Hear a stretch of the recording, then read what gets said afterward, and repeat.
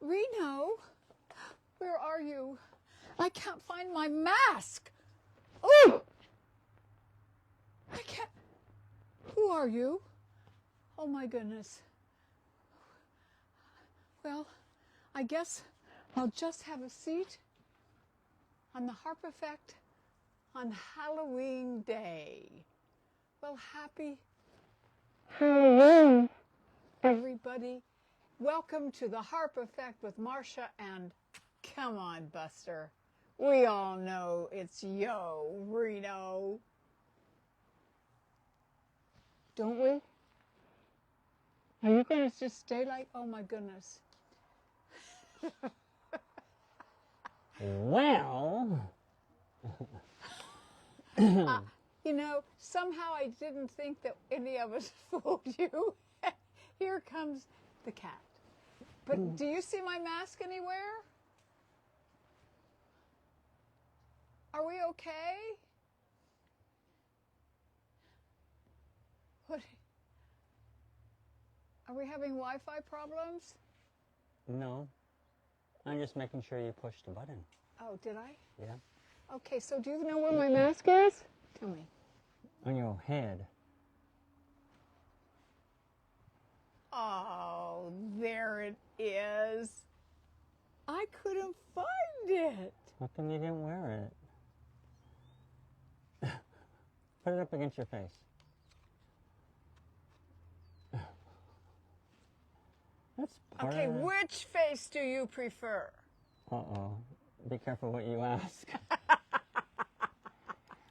I know. Luckily you don't have any mean friends.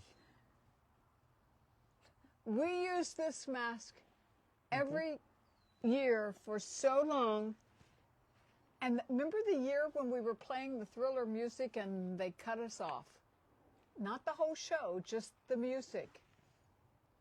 It still lights up. I didn't know that. That's 4 years old. And you know how old I am, and I still light up too. Oh, yeah. One magic touch after another. Are you going to leave that on all the whole time? What? Leave what on? I don't know what you're talking about. Oh, okay. All right.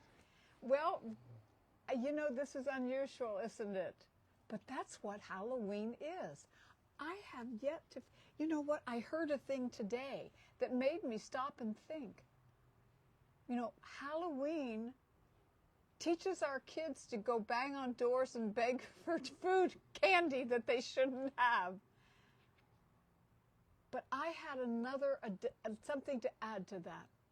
When we grew up, Halloween was a fun, exciting, creative day, trying to come up with our costumes.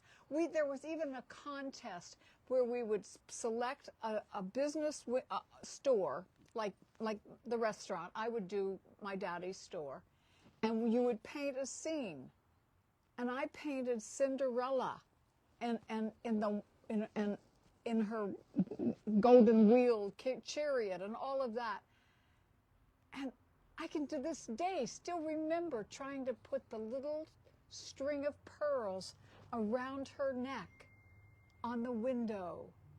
And that was for Halloween? And that was, well, yeah, but then there was a contest as to who had the best painted window. And I guess Cinderella wasn't exactly Halloween, so I probably didn't win. But it was a beautiful picture, and I learned something. Well, back in the day, Halloween was, you know, to dress up as something fun. It wasn't demonic. I mean, I remember kids getting dressed up as a tree, robot, you know, Cinderella, Superman, Frankenstein. You know, just fun things. Now, I mean, they throw a bunch of blood and dark makeup onto their kids and think that's a costume. It's like, I mean, not everybody does that, but so many are going towards the ghoulish and trying to make that the new norm, when it takes a lot more effort for us parents and grandparents to dress our kids up and spend the extra time to get a real costume on them. Do you not agree, Miss Marcia? Well, I do, and I also always look forward as an adult when parents came around with their little ones and trick or treat, And it was a way of them, I never thought about it banging on the door and begging for food. I look at it like they're knocking on their neighbors' doors and saying, hi, I'm having fun on Halloween, and I'd appreciate it if you had a little sucker for me, or a candy, or sometimes I had a bowl of pennies. You had to reach in how many pennies you could get. Oh, that's not too bad. Back in the day, that was probably like, what, 50 cents a piece? Yeah. What do you remember, what was like your early Halloween? Early? My mom dressed me up as Frankenstein, and voila. And my Really is Reno.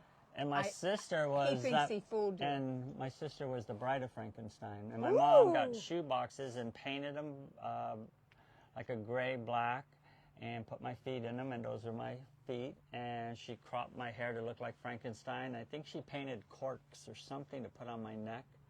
I mean, she did everything. Got an old suit and tore it up and put a piece of cardboard on my chest so it looked like, you know, Herman the Monster. And she went all out for us kids. My mom was fantastic at getting us dressed up.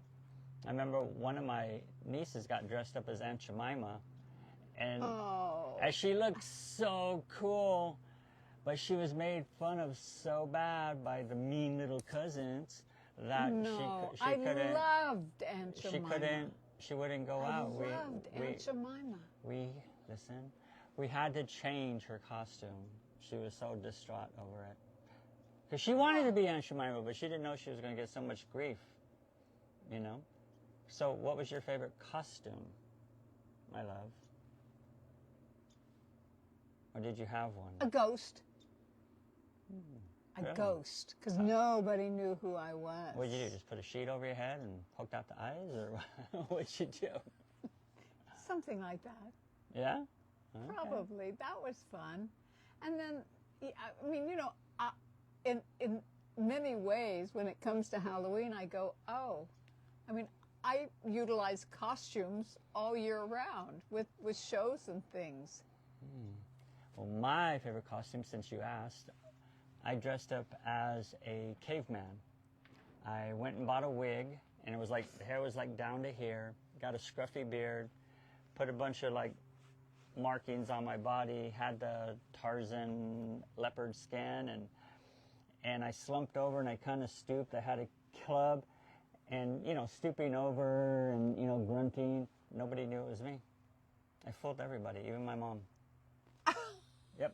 Yep, I fooled everybody. But you see, like, that was the beauty of Halloween, is to be something where nobody else would recognize. I had friends that dressed up as Mr. and Mrs. Mummy, and I didn't know who they were right away, but the female friend, she started laughing, and I go, oh my God, it's Connie and Tony Galati. But they were so good mummies. But if she wouldn't have laughed, were they wrapped in? Oh yeah, they went all out. I mean, and the cloth that they used was like a cheesecloth, so it looked like old worn mummy outfit. Yeah. Wow. Yeah, it was fun. And are you all out there thinking about what your maybe first costume or one of your first Halloween costumes? Favorite Halloween. Because actually, what you saw me come on air with today, I go to this men's group. There's about 8 of us or 9 of us, and I got there a little early, and I was dressed up like that, and I just sat there, and nobody knew it was me, and they were freaking out. They were calling me, oh, he's Antifa, oh, he's a recruiter, oh, who is he, why is, you know, and I mean, they got a little weird, because I didn't say anything until everybody arrived, and then of course, one of them kind of knew it was me, you know, but they were surprised, and so they're thinking of all these crazy names that call me, and I finally take off. I go, what's wrong with you guys? It's for Halloween. Hello? And they're like, oh, they start laughing. But, you know, they thought maybe I was up to something, you know, sneaky, which I could have been. Well, now maybe since I'm all dressed up for Halloween, you'll take me door to door. No. Oh my goodness, Halloween. Well, it's been a very Halloween week, starting on Monday. Surprises, absolutely. It's like you prep and you prep and you prep, and it still goes awry what do? Do you quit? Do you stump your feet and leave? And nope, not this woman. Not me. She was making sure everything was for her to sing the song at the Spirit of the Desert Foundation by Johnny Mesa and Tracy Yes, Mesa. was wonderful. It was held at the Shadow Mountain Resort and Birdie Bar. And they had all these great singers, great performers. I don't remember his name, but there was a gentleman playing the saxophone. He was like 91 years old. I mean, his history was as long as you can see. I mean, it was just really fun. And It was. Marcia got up there to sing, you know, after Frank DeSalvo and Mark Anthony. No. Mark Antonelli. Mark Antonelli. And it was so fun to see both of them. I rarely see them unless we're all singing someplace at the same time. Right. So I'll let you explain what happened, and then I'm reserving my bragging rights for her. Well, I pride myself on always pretty much having it. You never know what's going to go wrong or upside down in anything, but especially on the stage. And I pride myself after so many years of knowing, make sure this, make sure that, make sure the other thing. And of course, that was a lot of my mother. She would, did you do this? Did you do? Yes, it's all taken care of. And everybody, a lot of people had donated a lot of money towards instruments and free lessons, music, for the kids in the schools that can't afford them. But really would love to play. And so the first thing I did was I just said to everybody, thank you so much for coming, because you can still donate to this, by the way. Thank you for coming. You can donate through us if you so choose to, and you know how to reach us. Because how are dreams made? I said, look at all these musicians around us here. They were with the horns and the drums and the piano and the whole everything. It was once a dream, and now they're having their dream because someone put an instrument in their hand. And I would wish that this next dream... Be that someone. I wish the next was I was going to sing a song about if I can dream, and I would love this dream to come true. And it's an Elvis Presley song, and it's pretty robust and everything, and I'm really into it, and everything that is going just great, and then whop, they blew a fuse. And we were outside with the huge big tent covering over the top. So sound could be a problem. The mic went out, the music went off. No sound. And it was like, okay, I froze, thinking, what, are they going to get it fixed in the next 3 seconds? No time to think further. I just started singing that song in a cappella, as loud as this little persona could muster. And she does not like doing a cappella. Barely sing the Star Spangled Banner a cappella, but she has. But she's like, I don't like doing this. I don't like doing this. But I like the music with me. And so I got to the end, and the whole time, and this is the reason I'm telling you this, not just because I'm so proud of myself, because I did it. I really said, you have to do this, and you can't miss a note. The determination we can put out to any endeavor that we find ourselves in. One that like, I wanted to be there. I wanted to sing the song. But I had no control over all of that. And I tell you, I didn't miss a note. And Tony Bolivar got his saxophone. He tried to help. And tried to help. and I thought, well, you know, it's just wonderful to have friends that want to help. that want to help. Yeah, And- that's a good segue. Well, yes, and the thing is that, yes, friends that want to help. And I was so pleased with myself because I did it. I didn't quit. I didn't, nobody would have blamed me. Nobody would have said anything. It was for me. And that's what I like to always offer up when I'm doing anything. Sitting here and talking to my wonderful friends who are tuned in here, unless you're out trick-or-treating. Yeah, that we can do it. We can do it, whatever it is. So don't give up. Don't give up. And as my show title, have you given up this time?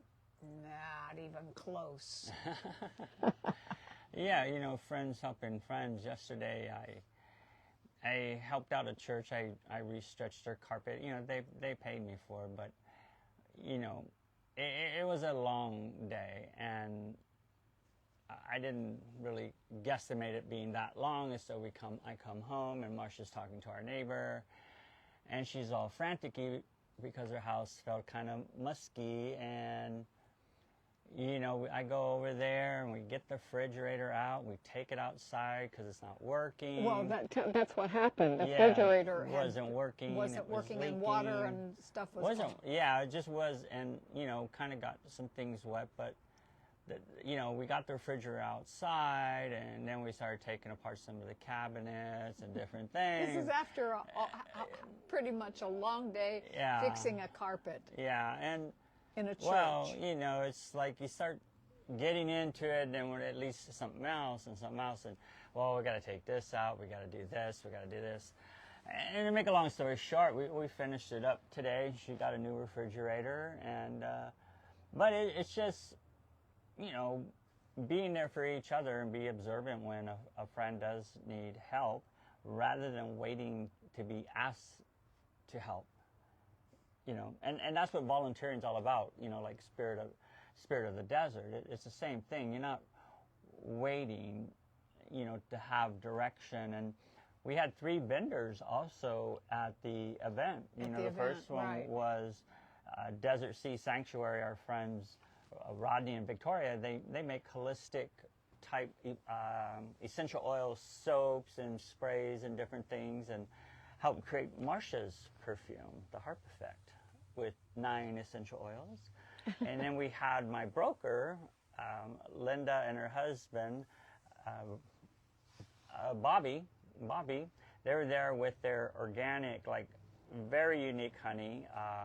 It tasted so good. The honey. Yeah, they had honey, and then they had was it a jam or something? They had 2 things. The lights were it was so dark by the time I got to the vendors that Yeah. I couldn't see the products that well. Both products are awesome. If you're looking for great organic honey, because there's so many benefits to honey. They found honey in the tombs in Egypt. That's how long honey can last. Honey never goes bad. I started taking honey because I had a slight toothache, and I would hold it in my mouth. And the first day it went away, and I go, that's really cool. So now that's part of my morning routine, is put a half a tablespoon of honey in my mouth and just swish it around and do my stuff, because it's antibacterial and microbials and all kinds of good stuff. And then there was Rose King. She was there with her book, and she makes chokers for women. Yeah, and then scarves. doggy, I'm knitting and crocheting, and, yeah, and little they felt doggy so good. Clothing too. Yeah, and you got to talk to her a little bit. Yes, I did. So, those vendors, and they each donated a percentage of their proceeds to the foundation as well. So maybe next year we'll have a few more vendors and get the word out a little better. And a better sound system. We'll No, bring our own. it can't be the sound system. It's the... We're going to bring our own next time. Oh, We're going to bring okay. our own little Bose speaker. It's going to save the day. Trust me. This is not going to ever happen again. I'm going to always bring our Bose speaker. Whenever you're going to do something better, I'm going to always have it. Have that speaker, back it up. Yeah. You got it. Well, and since then, this has just been our week. And I was talking to a friend earlier today, And he was actually saying how he found retirement just this is a man who's been busy his whole life in a school system and being, you know, a head of this and that and this in college in Indiana, actually. And he said, I marvel at you, Marcia. You just keep going. You keep, yeah, my theme. I keep on keeping on. And so many people like him have said to me, I don't really have anything to do. I hate when I hear that. Yeah. Well, do you want to take part of my list? You could finish it out this week. What did you tell him? Well, I just said, well, first of all, I said, get stretching. Start stretching. He said something about being a little stiff or something when he was on the golf course. And I said, well, you just start stretching. You know, people ask me if I'm still lifting weights. Well, yes, but not competitively. And there are times when I don't want to go stretch. I don't want to do that. Not because I don't still love to do it, but because I'm a little maybe just like to sit down and whatever, but I don't. Mm-hmm. I don't let myself do that. And that's how I teach. Well, I just read something, you know, the Russian athletes versus the United States athletes. In Russia, they train every day, like almost 7 days a week, you know, and it's for like 2 hours a day. In America, most athletes, they'll train 3 days a week, 2 hours a day, maybe 2.5. And at the end of the year, the Russian athletes have like over 120 hours over the American athletes. So what they were talking about, it's not the intensity of the workout, it's the consistency of the workout. As long as you keep doing it every day, kind of like playing the piano, which I keep saying I'm going to do. You know, all it is 10 minutes a day. And you add that up over a year, that's a lot of practice. But we get in our own mind, our own head, and I'm just as guilty as that as the next person. You know, even when it comes to singing. I mean, I have the best singer in the desert and the best teacher of it, and she has helped me get to a certain level. But I know I can do better, and I want to do better, and I want to do more. And it's just a matter of that discipline. And your friend who said he's bored, there's plenty of nonprofits out there that need a little help, a couple of hours a week. Exactly. I mean, the Best Friends Closet, they're always looking for volunteers to help out a couple hours a week. That's a facility here in the desert that helps people who have been out of the workforce and get back into the workforce and dress them and resumes. Help them with their resumes, help them how to talk in public. And actually, while we're talking about that, this weekend at the Sunday Afternoon Cabaret Series at the Arthur Newman Theater. They're going to be at the Desert Closet Friends? Well, they might. I've seen Matthew. He was, you know, I saw him the other night. And and then we have Chris Bennett singing. And you kept saying you wanted to sing. And so you should come because Bill Marks is singing. Who's Bill Marks? And who's Bill Marks? Harpo Marx's son. Grandson, I thought? Or is it son? No, I think it's just the son. Wow. And he and Chris have put an act together that they've been doing for quite some time. So if you really wanted to think about doing something, yeah, and you could go to Best Friends Closet if you lived in the desert. They would help you get your clothes together. They would help you get your resume together. Mm-hmm. So, you know, it's all right there at the touch of our fingers, you know, and the Sunday afternoon, 3 o'clock at the Jocelyn Center in the Arthur Newman Theater. Yeah, it's just having a purposeful life. You know, have a purpose. It can be a little purpose. I know, you know, a lot of my friends, you know, they have grandkids and that's their purpose. Some of them have to watch their grandkids, take care of their grandkids. You know, it gives them a different type of purpose. Well, I take care of Showtime, and you know what? That was another thing. You're always saying that when you come, like, through the checkout line at the grocery store, Reno always finds something nice to say about the person behind the cash register. Oh, yeah. And Showtime, the cat, could they see him? Could they see him? Oh, he's been sitting out here with us because it's Showtime the cat. And every time, today, I'm at the grocery store, I'm putting up the groceries on, and the girl at the cash register, and I couldn't even think of her name. And I try to get their names in this big store. And she goes, I see Showtime's going to be happy. She remembered his name? She said, wow. Showtime. And, or sometimes I'll come through and they'll go, how's the kitty cat? It's because my cat eats better than I do. Yeah, there's 5 bowls in there to prove it. Well, anyway. What else, Reno? Are we touching down pretty much on everything? Yeah, I mean, like the biggest thing, if you're bored, is because you want to be bored. I mean, even if you can't go out, I think there's like, you can volunteer on the phones. Oh, you know? Yes, for a lot of fundraisers, I'm sure. Yeah, to get the word out, that's a good way to get the word out to, that would have been a good one for probably even Johnny Mesa's event, you know, have some volunteers that just spend an hour a day calling random people, let them know, hey, there's this nonprofit and there's going to be music and blah, blah, blah, $10, you know, just get them there. And if they feel it in their heart, they're going to give more. But it's just getting more butts in the seats.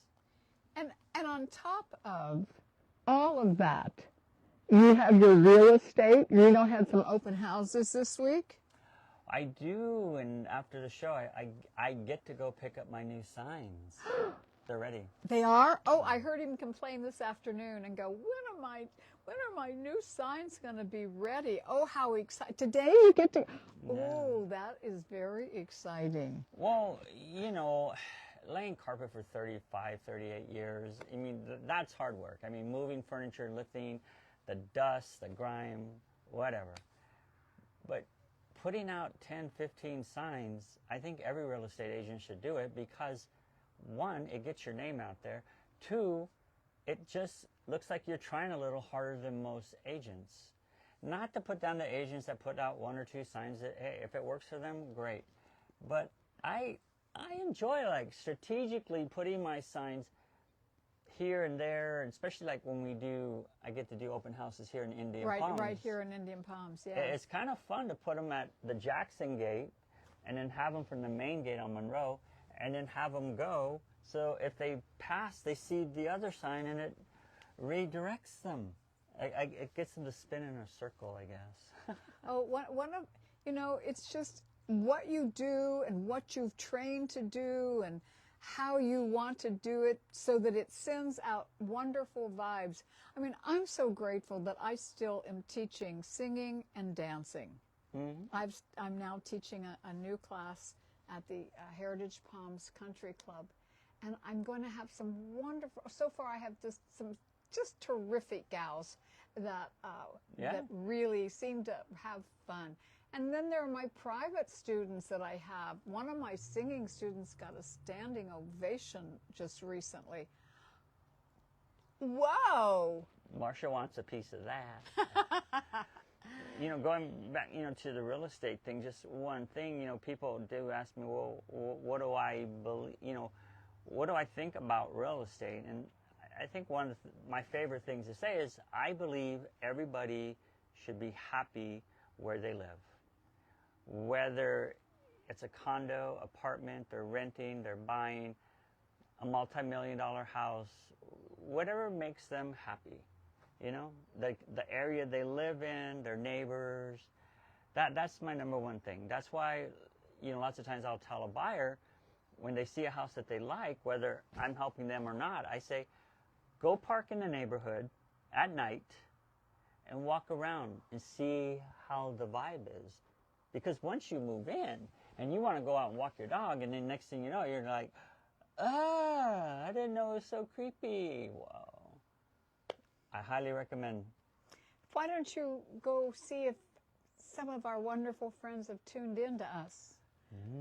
I wish I wish I could see it from here, but I wish I can't. could too. Show off yourself. Yeah. Well, Marcia Harp, we got Katie Crawley. Katie Crawley. Yes, you got it right. Yes, you got it. Katie, I'll see you tomorrow in class, and I'm so looking forward to it. I love it. Nancy Tortorelli. Who? Nancy Tortorelli. Nancy. Well, no, that's thank you, Nancy. Did I meet? No, I met Nancy through Katie. I don't know. They're not. I don't know. Oh, okay. But I'm blessed with them as friends. I want you to know. And we have Trudy Hines. Trudy Hines, is that the wife of Josh Hines? Probably, yeah. For autism? Don't they have a concert coming up? Whew. They have, I think they have a concert coming up. Oh, maybe I have to so. look it up. Well, we better get that straightened I out. know. Yeah, and help somebody. If you we're always willing to like toot and advertise what you're doing. You want to come on the show? Let Or us just know. tell us. Huh? Yeah. Just let us know. Text us a flyer if you want us to talk about your show or an event coming up. That'd be awesome. Yes, absolutely. We got Marinette Dickerson. Marinette. Reno, that is my cousin. Marinette, I was thinking of you yesterday. That's a pretty name. Well, it's actually Esther Marinette Dickerson. Wow. And oh, bless your heart. I know I owe you I'm surprised I have anybody, relatives or friends, that still speak to me. But I am getting answered because I want to answer everybody one by one. And thank you, darling, for being. And Esther Burnett and I we would always connect, but then I haven't seen her for years. Years. She lives in Tennessee. You still in Tennessee? Do I have it right? I don't know. Oh. She'll probably respond. Oh, well, her dad used to always make sure that every Christmas that we in Barnesville, Ohio, got a box of fruit. Oh, nice. It was winter in Ohio, and I have to think about all of that now. You're making me think about my past. Well, this is pretty warm, so. Okay, and this is too, and I don't want to complain, but. Well, may all that has been reduced to noise in you become music again. And remember, friendship and music and faith has no distance. I love you so much, everybody. Thank you for coming on tonight, and just feel happy. Go do what you love to do. Just go for it. Yeah, and again, if you have something coming up, it doesn't matter if you're in California, we can still promote it. There's always, mail. They can mail it, if somebody has something unique. Oh, yes. Right? Come on. We want to do that. All right. Have a wonderful Halloween. Safe Halloween. And we'll see you all next week. Love you. There we go. Ooh, that looks scary.